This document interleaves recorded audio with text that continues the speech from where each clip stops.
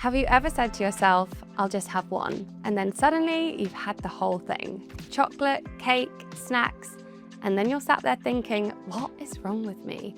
Why do I have zero control? Because it doesn't make sense. You can be disciplined in every other area of your life, work, routine, gym, but when it comes to food, it feels like something switches off. And this is exactly where most people get it wrong. They think it's a willpower problem. It's not. It's your brain. And once you understand what's actually happening, your cravings become a lot easier to manage. Let's talk about dopamine, but in a way that actually makes sense. Because right now, it's all over social media. Dopamine detox, you're addicted to dopamine. Most of it's just noise. Dopamine isn't just about pleasure. It's about drive, motivation, wanting more. So when you eat something like chocolate, cake, ultra-processed snacks, your brain releases dopamine. You feel good, rewarded, comforted, but that feeling doesn't last. It spikes and then it drops, and that drop, that is what creates the urge to keep eating. Not because you're still enjoying it, but because your brain is trying to get back to that initial feeling. That's why the first bite is amazing. The next few are good, then it's just okay, but you still keep going, even when you're not really enjoying it anymore. That's not a lack of control, that's a feedback loop. Now, let's make this even more real, because this isn't just biology, it's about your day. Think about this scenario. You wake up late, you're rushing, you grab a coffee, maybe skip breakfast, you tell yourself, I'll eat properly later. Then work gets busy, lunch is rushed, light, low protein, you push through the afternoon, maybe you snack a bit, maybe you don't. Dinner comes around, you're starving, and then later that evening, you finally sit down, you finally relax, and suddenly you want everything. Chocolate, snacks, something sweet, something salty. You go to the cupboard, I'll just have one. And we're back where we started. This is where people blame themselves, but look at the setup. You've undereaten, you've had unstable energy all day, you've been stressed, made loads of decisions, and now your brain is exhausted, so it goes, give me the fastest, easiest energy possible. That's usually sugar, processed food, high-calorie snacks. So again, not a discipline issue, a setup issue. Now, let's layer something else on top of this. Your environment, because food today is not the same as it used to be. You're not just eating food, you're eating products designed to keep you hooked. There's something called the bliss point. It's the perfect combination of sugar, fat, salt that hits your brain in a way that natural foods just don't. So when you open a pack of something, it's not designed for you to have one, it's designed for you to keep going. So now you've got a tired brain, low energy, high stress, and highly addictive food in front of you. Of course you're gonna overeat. My name's Alex. I help women from all over the world transform their body, get leaner, stronger, and less inflamed through an anti-inflammatory diet, healthier lifestyle habits, and workouts anyone can do no matter how busy they are. And this exact situation I see all the time. And here's what most people don't realize. Cravings are not just about food, they're also driven by sleep, stress, hormones, blood sugar, habits. For example, if you're sleeping badly, your hunger hormones change. You get more ghrelin, the hunger hormone, and less leptin, the fullness hormone. So the next day, you're hungrier, you crave more energy-dense foods, and you feel less satisfied. Same with stress. When you're stressed, your body wants quick energy, comfort, relief. So again, you're not failing, your body is responding to its environment. Now, here's something really interesting. If you take a break from highly processed foods, even just for 7 to 14 days, and then reintroduce them, they taste insane, like genuinely better than you remember. But then very quickly, your brain flips from, this is amazing, to, I need more. That's the dopamine loop. And every time you repeat it, you're strengthening that pathway. But, and this is the most important part, you can also weaken the pathway. So, how to break cravings. This is where people go wrong. They think they need more discipline, more restriction, more control. You don't. You need a better system. Step 1, clean up your food temporarily, not perfectly, not just intentionally. Focus on whole foods, protein, fruits, vegetables, and reduce ultra-processed snacks, constant grazing, sugary foods. When you do this, your cravings start to drop. Not because you're being good, but because your brain is recalibrating. Step 2, Eat enough during the day. This is one of the biggest mistakes I see.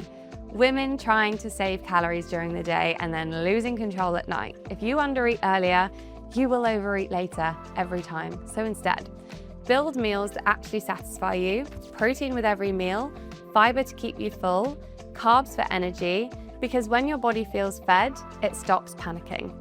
Step 3, balance your blood sugar. If your meals are high sugar, low protein, low fiber, you'll get a spike, then a crash, and that crash triggers cravings. So instead, pair your carbs with protein, fats, and fiber. This keeps your energy stable, your hunger controlled, your cravings lower.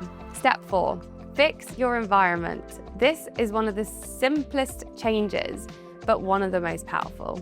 If your house is full of snacks and you're relying on willpower every night, you're going to lose that battle eventually.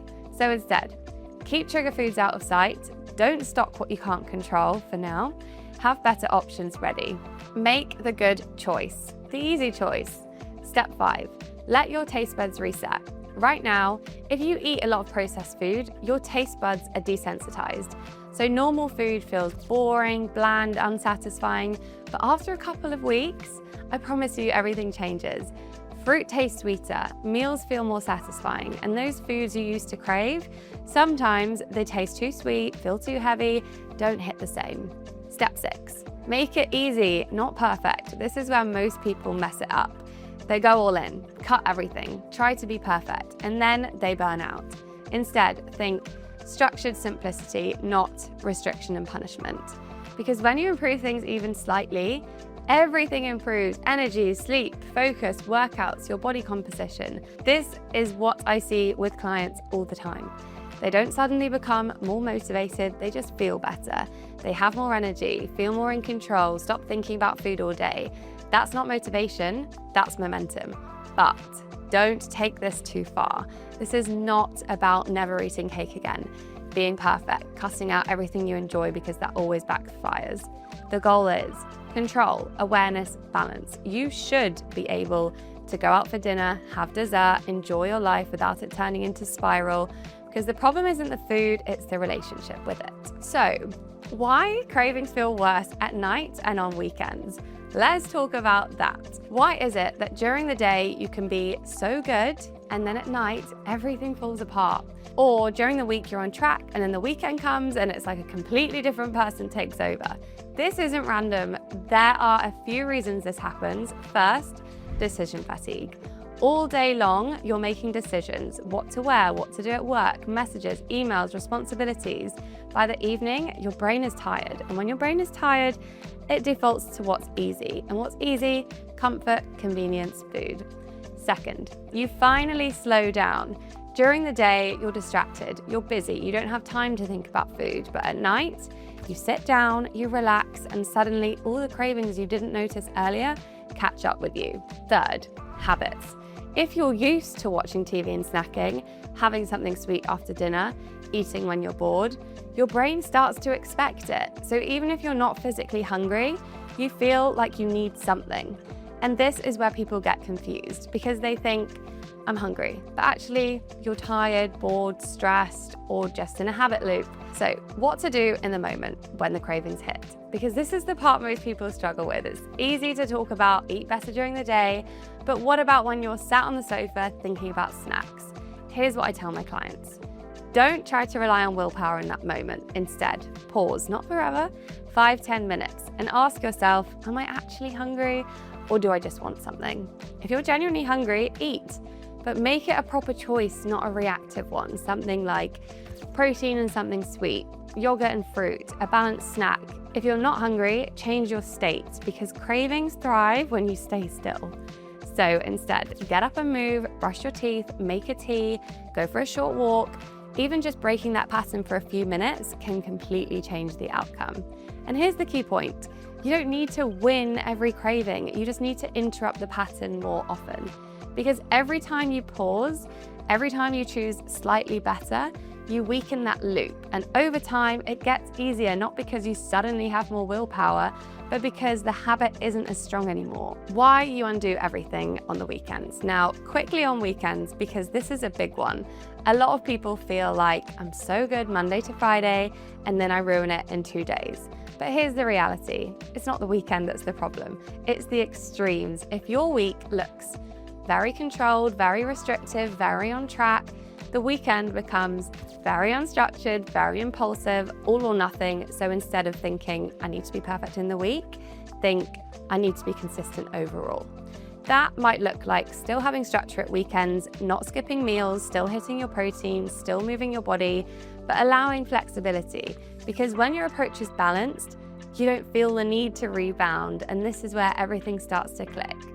Cravings don't control you when your routine supports you. If you feel like you have no willpower, you don't. You just haven't set your body and environment up properly yet. Because once you eat better consistently, stabilize your meals, reduce processed foods, your cravings don't disappear, they just stop controlling you. And that's the difference. So if you've been stuck in that cycle of, I'll start Monday, I've messed it up, I just can't stop, this is your sign to simplify it. Reset your food, reset your habits, reset your environment. Everything else becomes easier. And if you want help putting this into a personalized plan so you can lose fat, feel in control, and actually enjoy the process, click the first link in the description. I'd love to help you. Thanks so much for watching, and I'll see you in the next one.